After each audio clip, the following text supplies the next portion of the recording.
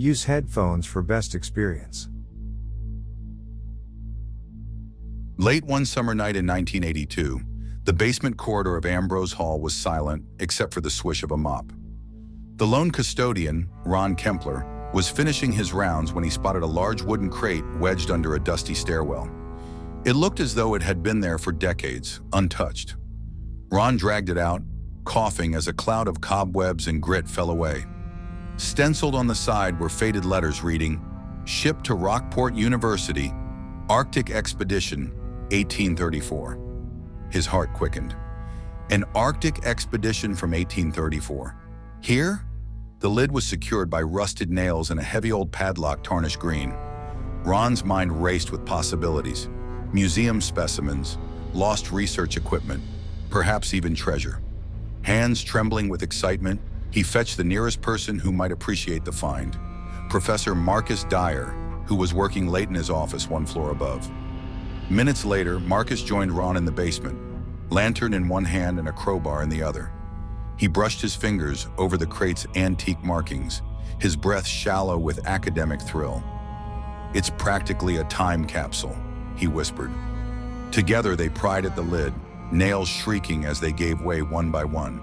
The padlock crumbled under a well-placed hammer strike. As soon as Marcus pried the lid open, a crack, a putrid scent burst forth, a cloying odor of damp earth and decay. Ron recoiled, gagging.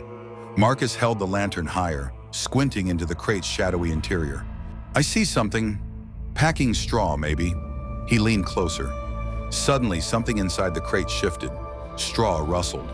Before Marcus could register movement, a pair of luminous eyes flashed up at them. A blur of fur and fangs lunged from the darkness. Ron screamed as jagged teeth sank into his forearm, dragging him forward. In the lantern light, Marcus glimpsed a hunched, hideous creature clinging to Ron's arm. It was like no creature he'd ever seen. Ape-like, yet grotesquely deformed, with patchy, mangy fur hanging from leathery gray skin. Its face was a misshapen muzzle of teeth and blackened gums, and its claws had already hooked deep into Ron's flesh. Its eyes burned with a horrid, feral intelligence. Ron's scream turned wet as the beast's jaws found his throat. There was a sickening crunch of cartilage. Blood sprayed across the floor in a hot rain. Marcus staggered back in shock. The crate toppled over as the creature wrestled Ron to the ground. It moved with impossible speed and strength, emitting guttural growls that echoed off the tile walls. Ron gurgled a final plea as claws rent his chest, his plea dying in a bubbling hiss. In seconds, the custodian's body was a twitching heap of gore beneath the thing's slavering maw. Marcus's paralysis broke. He dropped the crowbar and ran. Behind him, the creature crouched over Ron's ruined form, gnawing. Marcus fled up the stairs, 2, 3 at a time, his pulse a drumbeat of terror. He could still hear wet, tearing sounds as he burst out into the cool night air. Outside, Marcus doubled over and vomited in the shrubs. "This can't be real," he thought, gasping, but the blood splattered on his clothes proved otherwise. Inside that crate, an impossible abomination had been lurking, and it had just fed. Somehow Marcus drove through town to the home of his colleague and closest friend, Harold Russell. It was past midnight when he pounded on Harold's door, wild-eyed and splattered with Ron's blood. Harold answered in alarm. "Marcus! Good Lord, what happened?" Before Marcus could respond, Harold's wife Marjorie appeared at the top of the stairs, tying her robe. Her voice dripped irritation. "Harold, who is it? Do you know what time it—" She stopped as she saw Marcus's blood-streaked shirt. Her eyes narrowed in disdain rather than concern. "Is that blood? Have you two gotten into some nonsense?" "Marjorie, go back to bed," Harold snapped, surprising even himself with the sharpness of his tone. She huffed and disappeared upstairs, muttering about lunatics at all hours. Harold guided Marcus into the living room. Shaking uncontrollably, Marcus recounted the nightmare between ragged breaths. He haltingly described the crate, the creature inside, and how it slaughtered Ron. An Arctic creature alive after nearly a century and a half in a nailed-shut box. It sounded insane. And yet Marcus's shaking voice and the blood on his clothes were impossible to dismiss. As the words spilled out, he felt absurd even saying them. But the terror in his eyes convinced Harold that something monstrous had indeed happened. Harold's mind reeled. He struggled to accept that in the bowels of their university lurked a thing straight out of a fairy tale or a nightmare. Yet the proof was before him in the blood on Marcus's clothes and the raw panic in his friend's face.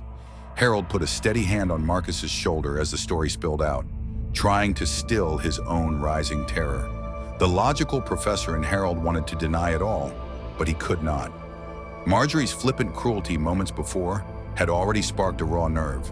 Now, with each ghastly detail Marcus uttered, Harold felt a darker emotion stirring beneath his fear, a seed of anger, of possibility. He forced it down, focusing on his friend. Marcus needed his help, and Harold would not fail him. Marcus clutched Harold's arm. "We have to do something. We can't go to the police. Who'd believe us? They'll think I'm insane or a murderer." Harold nodded slowly, mind racing. Marcus was right. No one would easily swallow a story about a monster in a crate. "All right, we'll handle this ourselves," he said. Even as he spoke, another thought flickered in the back of his mind, unbidden. Marjorie. Her scathing voice still rang in his ears. For years she had belittled and dominated him, a constant poison in his life. And now, a horrific possibility presented itself. What if the thing in the crate could rid him of his wife? He almost flinched at the depravity of the idea. But as he looked at Marcus's haunted face, Harold managed to keep his expression steady. "First, we need to calm down and think clearly," he said, pouring a generous measure of whiskey from the sideboard. He surreptitiously slipped a strong sedative into Marcus's drink and handed it over. "Drink this," he murmured. "It'll steady your nerves." Marcus gulped the whiskey gratefully. Within minutes, the combination of alcohol and shock sent him into a dazed sleep right there on the sofa. Harold gently eased a blanket over his friend. "I'll take care of everything," he whispered. Upstairs, Marjorie had finally gone back to bed, blissfully unaware of the nightmare her husband was now embracing. Harold scribbled a note and left it on the kitchen table, where she would see it upon waking. In it, he wrote that Marcus had gotten into a terrible situation with a young female student at Ambrose Hall, a situation only Marjorie, with her bold, domineering presence, could help resolve. "Come as soon as you read this," the note concluded. Heart pounding at his own daring, Harold pocketed his revolver and slipped out into the night. Ambrose Hall was deathly quiet when Harold arrived. The fluorescent hallway lights cast stark white patches on the floor, illuminating smears of blood that hadn't dried. Harold's stomach churned at the metallic tang in the air. Far down the corridor, the crate lay tipped on its side beneath the stairs, its splintered lid hanging ajar like a gaping mouth. Steeling himself, Harold shoved the crate deeper into the alcove's shadows and hid nearby, heart hammering. It was nearly an hour later that he heard the clack of heels on tile. Marjorie's voice echoed, sharp and annoyed. "Harold, where are you? What is this nonsense about a girl in trouble?" Harold stepped out of the darkness. "Over here by the stairs. Thank you for coming, dear." Marjorie marched toward him, her expression sour and impatient. "This had better not be one of your ridiculous academic messes," she said. "Where is Marcus? Where is this girl I'm supposed to deal with?" Harold inclined his head toward the low space beneath the stairs. "She was so frightened, she hid under there. In that crate, I think." Marjorie frowned, peering into the dim recess. The crate's graffiti was just visible. "In a crate? For heaven's sake!" She took a step forward. "Young lady, come out this instant," she barked, rapping her knuckles on the wooden slats. The effect was immediate and explosive. With a splintering crash, the lid flew off, and the creature erupted forth. Marjorie had only a split second to gasp before it was on her. She shrieked as the thing's claws sank into her shoulder from behind, piercing through her satin blouse and into flesh. "Harold!" she screamed, reflexively calling for the husband she had so often belittled. Her cry cut off as the creature's other hand, gnarled and strong as a vice, closed around her face and yanked her backward. They fell in a tangle of thrashing limbs. Marjorie's arms flailed, eyes wide with mindless terror. The beast was smaller than she, but ferociously strong and savage. It drove her to the floor and lunged at her throat. She tried to shove it away, nails scrabbling at its matted fur, but it was like trying to hold back a rabid wolf. Harold watched, frozen in a gruesome awe, as the creature buried its fangs into Marjorie's neck. Blood spurted across the linoleum in a dark fountain. Her legs kicked and spasmed, the air filled with the coppery smell of slaughter and the wet, ripping sounds of flesh torn from bone. A part of Harold wanted to rush forward, to intervene, to save her or to stop the carnage, but his body refused to obey. He stood trembling, his back pressed to the cool concrete wall. In that moment, he wasn't sure if the horror rooting him in place was fear or a twisted, awful satisfaction. For years, he had suffered her cutting tongue and imagined escaping her. Now that dark fantasy was flesh and blood before him, more terrifying and pitiful than he ever envisioned. There was no triumph in this moment, only a nauseating blend of vindication and revulsion that made him want to scream. Within moments, Marjorie's struggles weakened. The creature snarled and dragged her limp body toward the crate. She made a gurgling noise, reaching one blood-slick hand out toward her husband. Harold met her eyes. In them, he saw agony and a desperate plea. Then her body was jerked half into the crate, folding unnaturally as the beast wedged in to devour its prize. Her outstretched hands scraped the floor and fell still, fingers curling in death. The creature's glowing eyes peeked over the crate's edge, fixing on Harold now. It gave a guttural hiss, protective of its meal. Harold's heart seized. Would it come for him next? But it seemed content to stuff itself with what it had. Summoning will from the depths of his shock, Harold snatched up the fallen crate lid and slammed it back onto the crate. The thing inside screeched in surprise. With shaking hands, Harold grabbed a length of chain from a nearby tool chest and wound it around the crate repeatedly. The beast battered the lid, rattling the crate on the floor, but Harold managed to padlock the chains tight. At last, with a final metallic snap, the crate was shut and secured, creature and corpse trapped within. Silence crashed down in the hallway, broken only by Harold's ragged breathing and the faint scrabble of claws from inside the crate. He sagged against the wall. It was done. Oh God, it was done.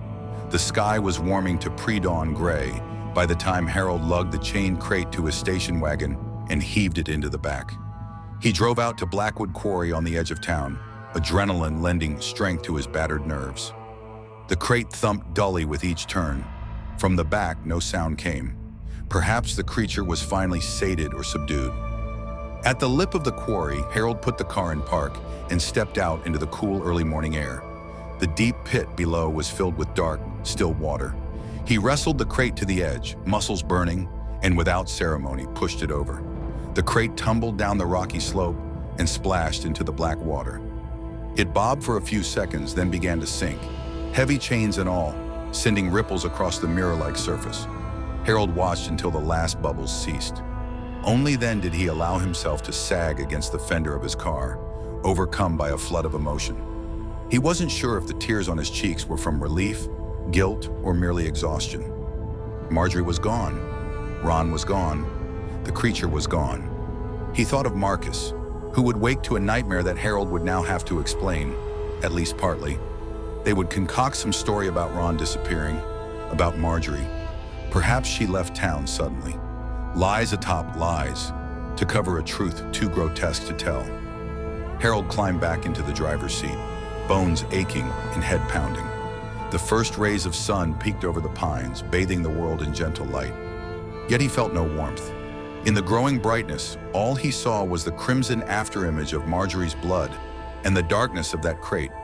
He realized that though the creature was gone, it had left its stain on him.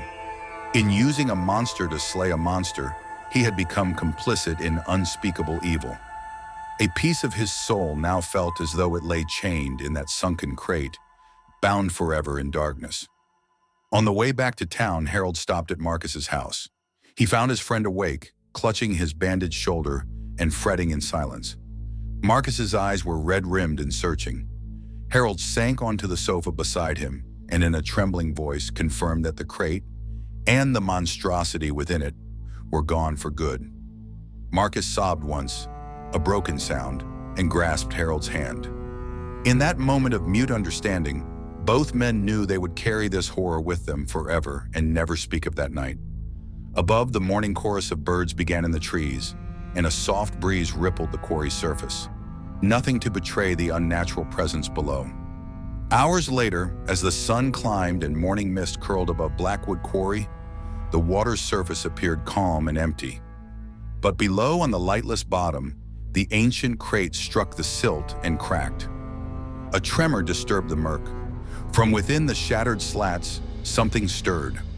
Slowly, a splintered claw emerged into the cold, sunless water, followed by a pair of amber eyes opening in the dark. The still surface of the quarry broke with a ripple. Then another. Something hungry had survived. If you enjoyed this video, please do not forget to like, comment, or share this video with your friends. Subscribe to our channel to hear more stories like this one.